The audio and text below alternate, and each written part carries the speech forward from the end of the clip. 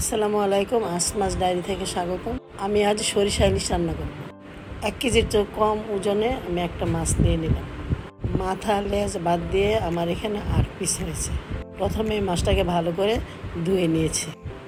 লবণ আর হলুদ দিয়ে আমি এটাকে ভালো করে মেখে নিলাম। একটি ফ্রাই প্যানে পরিমাণ মতো সরিষা তেল দিয়ে দিলাম। মাছগুলো আমি হালকা ভেজে নিলাম।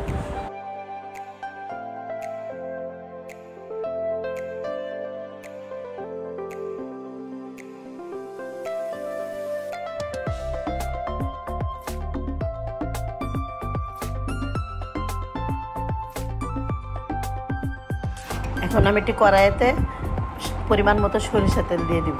8-10টা পেঁয়াজ আমি পেস্ট করে রেখেছিলাম।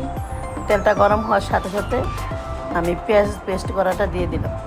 আধা চামচ হলুদের গুঁড়া, পরিমাণ মতো লবণ,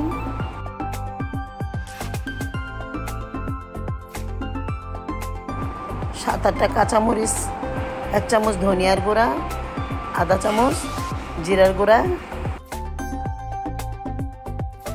অল্প একটু রসুন বাটা দিয়ে আমি ভালো করে কষিয়ে 1/2 চামচ মরিচের গুঁড়াও দিয়েছি, কারণ ঝালটা কম হয়েছিল।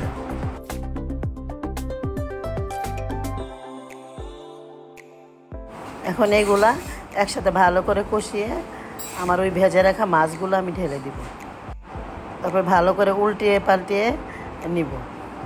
ওই যে সরিষা বাটাটা আমি পেস্ট করে রেখেছিলাম, ওটার সাথে একটু পানি মিশিয়ে আমি পাতলা করে উপর দিয়ে ঢেলে দিলাম এবং আবার উল্টিয়ে পাল্টিয়ে দিয়ে আবার ঢেকে দিলাম।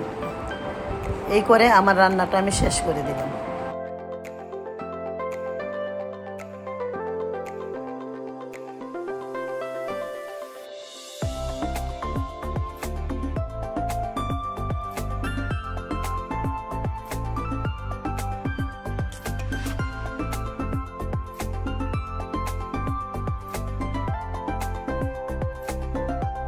আজ এই পর্যন্তই। আবারও দেখা হবে কোনো একটা নতুন ভিডিও নিয়ে। ততক্ষণ পর্যন্ত আপনারা ভালো থাকুন, সুস্থ থাকুন। আসসালামু আলাইকুম।